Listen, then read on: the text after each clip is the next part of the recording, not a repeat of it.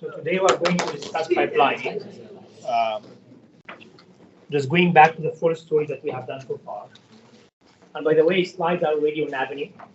You find that I named them brief because I removed some of the answers, and hopefully I will update the new one after we finish the lecture. So what we have done so far, we had the bigger picture, and then you can think of we started from it like up to the bottom. We started by what are we looking for in computer architecture? What are our goals? And this is the performance lecture we had. And then we had the contract layer, which is the ISA, between the software and the hardware. And then in the past two lectures, we discussed how do we implement this ISA within the control path and the data path.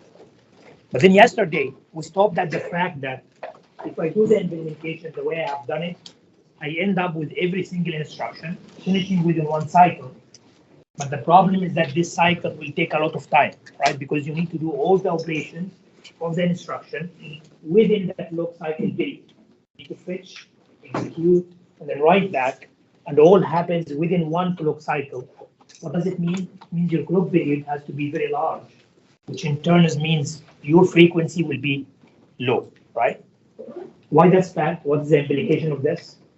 Well, it goes back again to the performance equation we had, right? You had the total number of instructions multiplied by the CPI and then multiplied by the clock period, right? So the higher the clock period, the larger the execution time is, right? So you don't want really to impact the frequency too much because this is going to impact the overall execution time, the absolute time, right?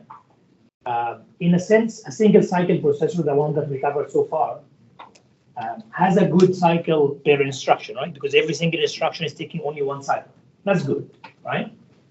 But in reality, what is this cycle? What does it really worth? Is it 1 nanosecond or is it like 100 milliseconds? That's really what impacts the third term, right? So only telling that I only have one cycle per instruction or CPI is not enough. You need the frequency that you run at to tell you the full picture, right? And here we see that basically the drawback of having a single cycle processor is that the running frequency is impacted too much because everything is crammed in one clock cycle. Well, it doesn't really work that good. That was one disadvantage. The second one that we also discussed yesterday is you underutilize your hardware components, right?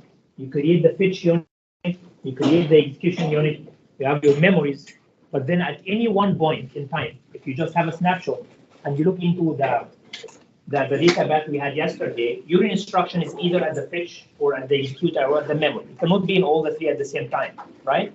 Even within the same clock, which means most of the time you're not utilizing, in fact, all the components you have in your hardware. So you have these capabilities implemented, you pay the cost for it, you also pay the power consumption cost, but you're not using it. This is underutilizing of the hardware, so it's not also good to do that, right? These two drawbacks together, having a very bad running frequency as well as underutilizing the hardware, led to today's lecture concept, which is pipeline, right? Which is a very natural concept in many fields. Well, you can think of it from the low-level computer architecture, computer organization design, all the way down to automotive manufacturing process, where you in fact cannot manufacture one car at a time. You have to have what they call production line, where everything is pipelined. You finish one piece, you put it to the second piece, and then someone else, like the workers and the machines, would to start in a new car, right? So basically, utilize the production line, or best utilize the production line capabilities in the leading to the best outcome, which is simply the rate of the manufacturing of the car. In our case, is the rate of servicing instructions, right? Good. So if you go back here, well, in our processor implementation, we are still within the CPU, right? The ISA was somewhere here between the software and the hardware, and then the control path, data path is within the CPU. Pipelining is within the CPU. Out of order execution, superscalar, all what you do in lab 2 is within the CPU. And then once we jump into the cache lectures, we'll be moving to this part, right? What are we going to cover? Well, we're going to cover scalar in order pipeline. What is the principle of pipeline? Why is something that is really improving our performance, and how does it improve it? And then what are the limitations of pipelining? Because if the pipeline is too good, why we really don't increase, for example, the number of pipeline stages. So we'll discuss some of the limitations we have for pipelining, mainly what we call hazards. First time you hear that term. But we'll see that those hazards, in fact, limit the efficiency for pipeline, as we'll see later on. Okay, so again, this is where we stop. A single cycle data path. We added all these components together, right? Well, maybe a little bit simplified because you have some maxes here and we related to the jump, just simplifying a little bit. But we agreed that simply everything is really finishing within one cycle, what we call a true atomic instruction. What does it mean to be atomic? An instruction starts and finishes uninterrupted. Nothing else is in the system, right? And all these three stages, fetch and then decode, execute, are in the same time. And we said, well, we have the three main operations, fetch, decode, execute. And we have the hardwired control. So we discussed the data path, but also how do we create these control signals through the control path, right? And then we ended up saying in our performance, our CBI is just one, right? Again, it's every instruction takes a single cycle, so CBI is just one. Okay? But the drawback is long clock period, as we're just saying right now, to accommodate for the slowest instruction. That's also another good reason why, in fact, but this will not be solved with pipeline. If you think about some of the instruction types, for example, a load operation, load is the only example, because it's also using the execution unit. Which type? Let's say, for example, an add instruction. An add instruction does not use the memory at all, right? But, for example, a jump instruction cannot also use is not also using the ALU. So you find that some instructions even are not using some of the function units within the cycle, right? So it doesn't even visit it, right? But you still have to accommodate in your clock period for the slowest instruction executed, because you cannot have a different running frequency per instruction type. You must dedicate your running frequency that has to be the same for all the instructions, right? So you take the slowest instruction, the instruction that takes most of the time, and then you dedicate this as your clock period, right? That's again a general digital design concept. Well, you always accommodate for the slowest critical path. Right? I don't know if you had this terminology in 3DQ. Simply, your critical path is the worst time that you take from the start of the clock to the end of the clock, and this is the one that is dictating your clock frequency. For example, in 3DQ, you might have been using Vivado or Quartz, like Intel or Xilinx, and then you do the timing analysis, and then you look into the critical path. It tells you that, well, the maximum frequency you can run at is, I don't know, 300 megahertz or 100 megahertz, right? How do I dedicate this clock frequency? Again, the program, the Quartz, basically, the algorithm runs to do the timing analysis, look into all the possible paths, take the worst one, see the timing that you need to spend there, and then simply invert that to get the clock frequency. Good? So now, if I want to improve the clock frequency, what do I do? So this was the last hand we stopped at yesterday. We said we can throw in registers in the middle to basically pipeline stuff, right? How do I do this? Simply, if my clock period has to accommodate for all of this, if I add registers in the middle, I'm slicing my execution units. Then my clock period has to be from a register to a register, so I reduce the work that I need to do within a clock, correct? So I'm transforming my single cycle data path and control path into a multi-cycle data path, right? Right now, an instruction will take multiple cycles, which means the CBI will increase, but the clock frequency will go high, right? Why? Because I reduced the amount of work that I need to do between two clocks. Originally, it was all of this. Now it's basically between this register and this register, for example, or between this one and this one, right? So a multi-cycle data path, you attack the slow clock. You still have a fetch, decode, execute. In a multi-cycle data path, we still don't pipeline. We don't say I will accommodate multiple instructions on the data path, right? So you also serve one instruction at a time. But just by going from a single cycle to a multi-cycle, you improve your clock speed, right? You don't improve your throughput efficiency because you don't serve multiple instructions at a time. But looking into the execution equation, I improve the clock period or reduce it a lot, right? Again, by reducing the amount of the work that you need to do there. So in a sense, the multi-cycle data path is the opposite of the single cycle. You have a higher CBI because you take multiple clocks right now, but you have a shorter clock period, right? And overall, if you can improve this heavily, you accommodate for the cost you have to pay here, and you have a better overall execution time. Okay. So if we want to calculate the performance, again, like a multi-cycle doesn't mean pipelining yet. right? I only slice the stuff, right? So basically, I only throw in registers in the middle, but I don't serve multiple instructions in the same time. Good. If by just doing multi-cycle, we want to calculate our performance right now, I'm claiming that multi-cycle improves the performance. But you have to judge me based on the equation we know, right? Calculate the CPI, calculate the execution time, and see what happens. For a single cycle, assuming that your clock period is 50 nanoseconds to accommodate for everything, and your CPI is 1, you get a performance of, what, 50 nanoseconds per instruction. Simple, right? You observe here that I have done the performance by excluding the total number of instructions in the program, right? Because this is dependent on the benchmark and is independent of the hardware, right? So I'm just doing the performance using the last two metrics of the equation, the CPI and the clock period, right? And this is why I say it's 50 nanoseconds per instruction, right? So that's simple, and this is for what we have done yesterday. For a multi-cycle, well, we said we have a shorter clock period. So I'm assuming you might be able to reduce your clock period. Let's say, for example, if you add five like stages instead of basically having everything is done in one time, you might just say, I can improve. If I add 5 registers in the middle, you might say I can have a clock period that is divided by 5. So instead of 15 nanoseconds, I have 10 nanoseconds, correct? But here we say it's 11, and we will discuss why this one might be needed. Right? We'll have a question for that. But let's say I improve my clock period from 15 nanoseconds to 11 nanoseconds, right? That's the improvement I get. But the cost is I now have a different CPI per instruction. Why do I have a different CPI per instruction? Because right now the clock period is divided. Instructions might take different times based on what stages they visit. So I'm able to have different cycles per the instruction. Originally here in the single cycle, I didn't manage to do this. Why? Because the data path is common among all of them, and the clock period is accommodating for the worst case, right?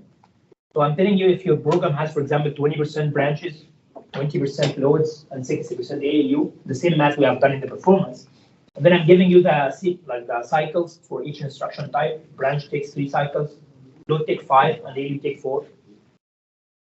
Then if I want to calculate the average CPI, I will end up with, again, doing the simple math we have done before, I end with an average CPI of 4, right? And then I will do what I have done here, multiply the CPI by the 50. It's 4 by 1, so it's 44 nanoseconds per instruction, right?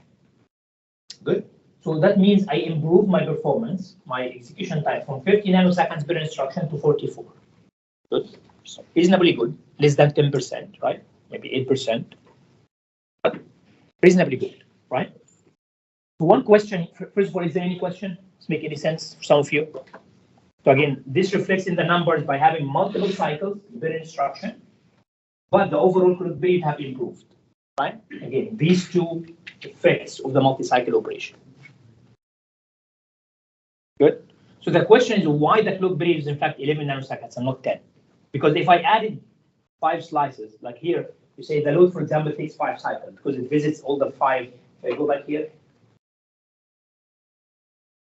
So assume I throw in, well, from here to here, that's one stage for the fetch, one stage to read from the register file, one stage for the execution unit, one stage for the memory operation, and one stage to write back. So I have 5 stages, right?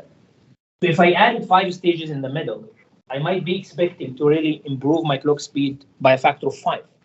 It goes from 50 to 10, not 11, right? So where does this one come from? These registers, if you recall again from digital design of 3DQ, there is what we call setup hold time requirements, reading from the registers. You need to account for basically those slacks, and those slacks add overhead, right? So ideally, you would assume that you read and write from a register instantly in 0 time. That's not the case, right? So if you account for these extra switching overhead or extra setup hold time effects, then you add 1 nanosecond for every 10 nanoseconds, basically 10% overhead. And simply this eats up from the performance benefits you give. Good? Okay, good. So now we said this is just multi-cycle. I throw in registers, but I still can do more. In fact, the multi-cycle database enables me to do more because once I slice them into different stages, I'm able to fetch in multiple instructions to serve in these stages. And this is a concept of pipeline, right? So what pipeline is trying to address? Well, it's a trade-off between latency and throughput. Then we have both low CPI and short clock period. We said multi-cycle operation worsens the CBI but improves the clock period. Can I still, in fact, improve the CBI as well? And the pipelining is the answer. If I can serve multiple instructions in parallel, then the CBI will improve on average, right? So the problem with pipelining, as we'll see later on, is that the latency of one instruction increases, right? You can think of now is the simplest cause of this is the overhead that we talked about, right? And instead of one instruction taking, let's say for the multi-cycle, it might be taking 11 nanoseconds, we would need to add, in fact, an extra overhead on top of this for the regions that will come later on, right? So the latency of a single instruction, in fact, increases, but the throughput improves a lot, right?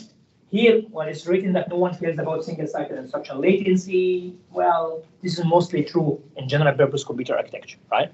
Is that you want to improve the overall average case. As far as your program is running fast, you don't really care when running MATLAB whether the ad took 10 cycles or 5 cycles. What you care about is the collective execution time of the application is overall improved, right? And the goal is to make programs, not individual instructions, go faster, and then improving throughput is the goal of the pipeline. If you want to visualize the effect of the pipeline, you start from what we have done with the single cycle. In a single cycle, if I want to draw a diagram of what we have been doing, we take instruction 0, do all the 3 stages we have been doing: fetch, execute, fetch, decode, execute, or slash memory. Then once I'm done with this instruction, I start a new one, right? So it's purely sequential in that case. And this is why the CBI is always 1, but you also take a lot of time to finish. Now, if you do the multi-cycle, the only thing we have done is we slice this, right? We said instead of doing all of these 3 stages in one operation or one cycle, I'm going to do the fetch in one cycle, the decode in one cycle, and the execute in one cycle, right? But you still serve them sequentially, right? In the multi-cycle. So once you finish one instruction, you bring in the new one. In case of the pipelining, you build on top of this and you say, well, but right now, if I'm done with the fetch stage, and given that this is in a different clock, when this instruction 0 moves to the decode, this one is not used. So I can bring in parallel another instruction, instruction 1. So if you take a timestamp and you look into the pipeline at a time, here for example, you will find that there are 2 instructions in the pipeline. One that is during the decode stage, and the other one is during the fetch stage, right? And then, well, when this one moves to the execute, the decode will be empty, and then you move to the decode stage, right? If you have 3 stages, how many instructions you can really add in parallel, maximum, to pipeline? 3, right? Because if you think here, right now, this is in the decode, this is in the fetch. But once the moves here, this is in the execute, this is in the decode, the fetch is empty. So I can bring in another instruction, right? So in maximum, if you have 3 stages, you can have 3 instructions in parallel into your pipeline, right? Make sense? So you have to remember this thing. Is basically, if you have an n-stage pipeline, you can serve n instructions in parallel ideally in your pipeline. That's the maximum, right? So what is the impact of this? Again, compare this with what we had for the single cycle. In the single cycle, my period is again fully executing everything at a time. But with slicing the operations with adding registers here, right now there is the time that is taken for the fetch, the time that was taken for the decode, the time was taken for the execution, the time was taken for the memory, the time was taken for the write back, right? So I cut the data path into n stages. Yep, good. So we said for pipelining, again, I'm slicing those things. So now another question might arise is, okay, if this is already registered, why do I have a slice here, right? Because this is already registered, but I can read from the instruction memory during the fetch, store the instruction here to wait for the decode stage, while another instruction is trying to access the memory. So I cannot rely on this as to be a register. You must add another register. Those registers, to understand the purpose of them, they store the intermediate operations between the stages. For example, if you finish the fetch, do you guys have a question? Yeah, feel free to ask. If you have a question, just share the discussion with us. So if I now, by adding those registers, I have 5 stages. I call this stage the fetch stage, because again, I'm fetching an instruction from the memory. I call this the decode stage, where in fact I figure out my control logic. and also read the operands from the register file. I call this the execution stage, where I'm conducting my actual execution. This is the memory stage, especially for the load and store. And finally, the write back stage, W stage, where I need to write my result to the register file. Okay. Good. So this is basically what I have to explain. Well, some of that terminology.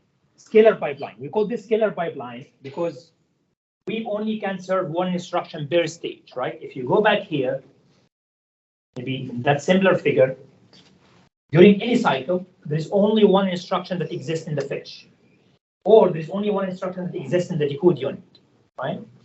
But that's not necessarily the case. As you'll see in lab 2, in reality, especially for the execution unit, people can add multiple execution units in parallel. Why do you want to do this? To parallelize the execution. Or you basically, the easiest format is to replicate your whole pipeline and what we call a super scalar processor. All our modern processors are in fact super scalar, right? And then the benefit of this is, well, you have 4 independent pipelines. Good. And then if you have 4 independent pipelines, instead of fetching 1 instruction at a cycle, I fetch 4.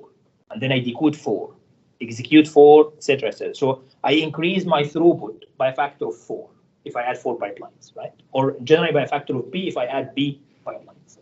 Good. So we call this pipeline a scalar pipeline because it's 1 instruction per stage, per cycle. The alternative one is to have a super scalar processor, and we're going to discuss this hopefully in the lecture afterwards. We also call this an in-order pipeline. Why in order? Because if you go back again to our figure, we had instruction 0 coming in your code before instruction 1, so it starts fetching first, and then it also finishes first. And then instruction 1 will finish afterwards, 2 will finish afterwards. So you execute your instructions in the program order. Good. This sounds logical, right? But this is not the best performance all the time. One reason we will see later on in the pipeline is that some instructions might need, for example, to take more time. The simplest format, without delving into the hazards that we'll touch later on, is assume, for example, that instruction 0 was a multiplication. Well, maybe I should also use the same thing. So assume instruction 0 was a multiplication operation. And in the execution unit, the multiplier takes 10 cycles. Okay? While the instruction 1 is an add operation that takes 1 cycle. In that case, this one is supposed to finish after this one. But because you force the in order, you must delay this one until this one finishes. So you impose stalls or delays unnecessarily because you want your program to execute in the order that it appeared. Make sense? But for a performance benefit, I might let the instruction that finished already get done, right? But someone can argue, but now we're changing the functionality of the program, right? If you have a for loop that is translated into 3 instructions, if you allow the multiply to finish before the add, well, I changed my program basically. If you have x equal x plus 1, and then y is using x for some reason, or there's another instruction, y is equal z. If you put that line before that line, the program is different, right? So you have to pay attention for out of order that you don't change the instruction order. That's why they only reorder the instructions that are independent. For example, if you have x equal x plus 1, the new line is y equals z. Doesn't really matter whether you put this first or this first, because it will give you the same output, right? So you improve performance, but without impacting functionality. Many of the bugs that might exist in implementing an out-of-order processor and the more complex operations is to alter functionality without your care, because you have to pay a very careful attention that you don't reorder something that change or breaks the program functionality, right? And by the way, the compiler does the same thing. When you compile your code, it can also optimize the instructions for you. Like say there are some dependencies, then if I put this instruction before that one, then I'm able to execute it. So compilers nowadays help the hardware by reordering instructions on their own, right? For example, if you're using GCC in IDE or in terminal, you can add like optimizations, -03, for example, where it allows out-of-order execution. Okay, but we call this, and we also have another separate lecture for out-of-order, so you don't have to worry about this, but just to give you the terminology, we are using an in-order pipeline that is scalar. And then the last thing is that there is concept of pipeline depth. What we mean by this is, so far we said we're going to add a 5-stage pipeline, simplest format. But there's nothing magic about 5. I can have an 8-stage pipeline, 10-stage pipeline, 20-stage pipeline, right? For example, in, I believe even Pentium 4, a very old processor, if I remember correctly, it had, I had it written somewhere here. but it had 22 pipeline stages. So at one point, again in the history, people were delving heavily into this concept of called deep pipeline. The more pipelines you add, again, I told you, with Moore's law, I get more transistors. There's no much innovation on the overall architecture. So what do? Pipelining is good, add more stages, right? But they reach a limit for the reasons, again, we're going to discuss later on.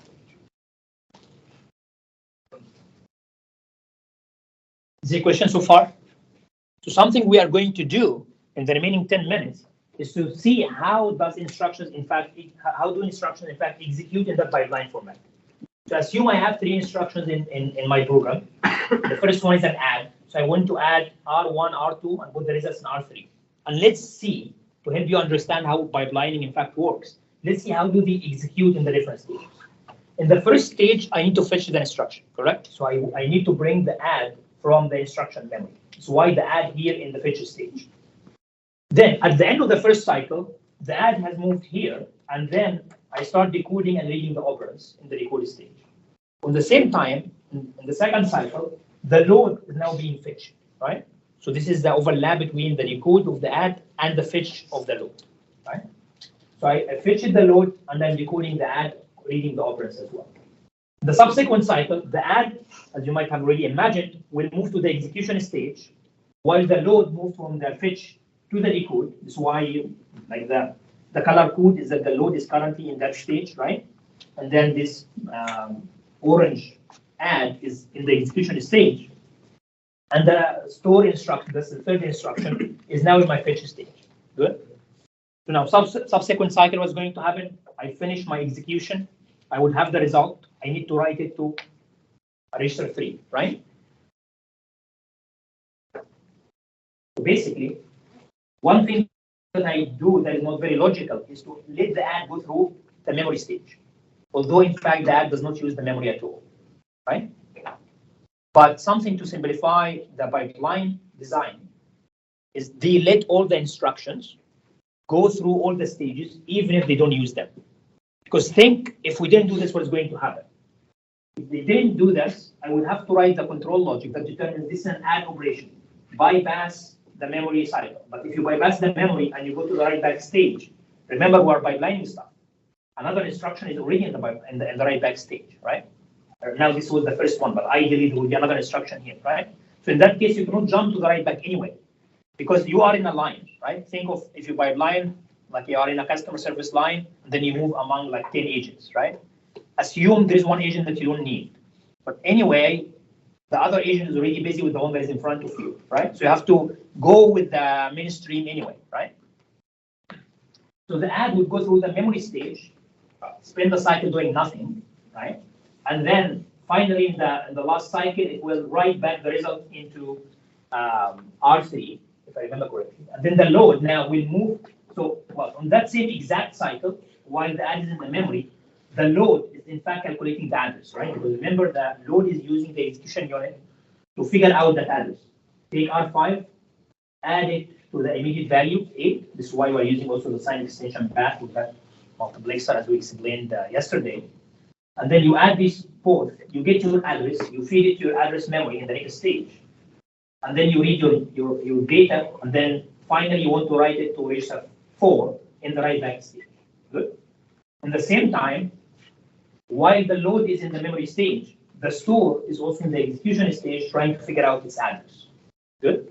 So as you can see, if I have a snapshot and look into one, now I'm talking only about 3 instructions, but ideally there might be 5, another one now is in the decode, and then another one in the fetch.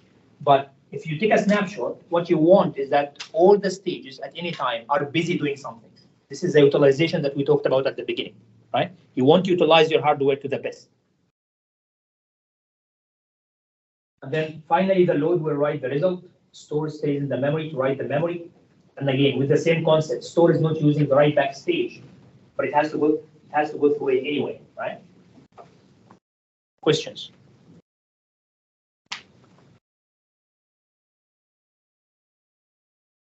Is that clear? So if I want to, usually people have this kind of diagrams to illustrate the pipeline, and this might be one of the easiest ways to understand that. If I look into my cycle, these are basically execution cycles, and these are the stages that every instruction is at, right? And this is basically very common question, practice questions in exams. So if you understand how to draw that diagram, you are abstracting these details between registers and just talking about stages. What happened is that the add, every instruction first all took 5 cycles to finish, right? Sense? And then the add went through the fetch at cycle 1. At cycle 2, I decoded while I fetched the load. At cycle 3, here you have the maximum peak of your 3 instructions, because the 3 instructions are already in the pipeline and they finish one by one. Good? Makes sense? Now, if there is someone observer sitting here and looking into the output rate, the throughput of the pipeline, what would be your throughput of the pipeline? Like how many instructions you finish per cycle? Every cycle, how many instructions you finish? The IBC. 1, right? You have 1 IBC, which means every cycle I get 1 instruction. I mean, after you pass simply the transit state at the beginning where you load your pipeline, ideally, if you are sitting here, you would expect 1 instruction to finish every cycle, correct? This one finished at 5, and then 6, another one, 7, another one, etc., right? So the ideal IBC for a pipeline architecture is 1, right? And you will see right now also why I'm saying ideal, because that's less than that. But if I have an IBC of 1, what will be my CPI, my average CPI? Do you think? It's 1, right? The effective CPI is 1. Although, in fact, every instruction took 5 cycles, right? So every instruction took 5 cycles, but in reality, what I care about as a throughput is the overall average, is I'm seeing as if every instruction is taking 1 cycle, correct? Because you finish 1 instruction every cycle. It's really how it works. Good? By overlapping or by pipelining. This is why we said pipelining might increase the single instruction latency, but improves the overall throughput by overlapping stuff. Okay. So going back to our performance metric, for a single cycle, we already mentioned this. If I have a 5-stage pipeline, right now, I increased my clock period even from 11 nanoseconds to 12 nanoseconds. So I added another one, and we will discuss this where this one comes from, right? And then, well, that's basically I added 1 extra one for the overhead.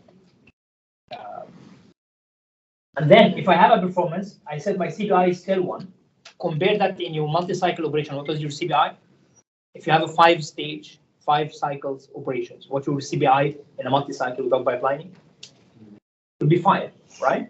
But now it's 1, right? Because again, pipelining overlaps stuff. So the overall performance is, well, you have a clock period of 12 nanoseconds, you have a CPI of 1, that means you have a 12 nanoseconds per instruction. You see that you have, well, a 5x improvement, almost 5x improvement in your overall performance by adding pipelining into the equation. Make sense? Questions? So now the question is why I added another one? Case of pipelining. In the multi-cycle, we added 1. We said this is basically the setup whole time of the register, etc. Why did I add 1 for the pipeline? Any guess? So basically, if you look into these instructions, they have been carefully selected to be completely independent, right? If you think add is updating register 3, but then the load is reading register 5. So it's independent of that. In fact, if I executed the load before the add, nothing will change, right? But then the store is also reading register 7 and register 6, which hasn't been written by add or the load. So what we call them is our independent instructions, right? If you have independent instructions in your program, you are lucky, because like schedule them in the order, there is no dependency at all, schedule them in any order, everything is fine. But you can imagine normally if you write any high-level program, C or Python, you have a lot of dependencies, right? You write a variable because you need that value later on. So there are a lot of dependencies among instructions. Let's just have a little bit of an example here, and then we'll have a little example at the beginning of next lecture. Let's say, for example, this load was reading register 3 instead.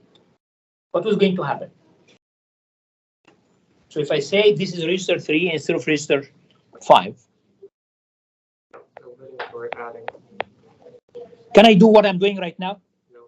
If I did this and simply I read register 3 here in the execution stage, which is only written at the end of the write back stage, I'm reading the old value. This is going to be wrong, right? Assume, for example, the add, assume register 1 has the value of 1, register 2 has the value of 2, so it's going to update register 3 by 3. But originally, let's say register 3 was in fact 5. The load will read 3 or 5 to read 5 because the 3 is only written here. So you're reading the old value. If I want to avoid this mistake in the functionality, what can I do? You must make the load wait. So you don't do anything here or here, and you do the execution stage here and the memory here and the write back here. So you shifted your load operation, right? You inserted what we call bubbles in your pipeline, stalls, right? But if you think about the effect of this, is you no longer have one instruction per cycle. Your IBC now is a little bit larger, right? So if there are dependencies, you have to take them into account, and then they make your pipeline performance worse, right? Next lecture, we're going to discuss in detail all these kind of hazards and how we basically solve them. Because again, one possible example here is that in reality, yes, the actual register value is written here, but does in fact load need register 3, or it needs the value of 3? What do you think? I need that value, right? If I am able to get that value from somewhere else, that's all what I care about, right? So I need the value that add is going to write. Whether I take it from register 3 or I take it from somewhere else, it doesn't matter. But what is this something else? The actual question is, when fundamentally does add compute the value of 3? Is it at the end of the write back? No, right? The actual add operation is done at the execute, which means by the end of that stage, the ALU has the value of 3. If I'm able to feed that value from the output of the ALU to the memory operation, in fact, I might not need to stall the load at all, right? We call this bypassing or forwarding, because you bypass the value from the execution unit without waiting for it to be written in the write back, right? And this is going to be the topic for the Friday lecture. Thank you.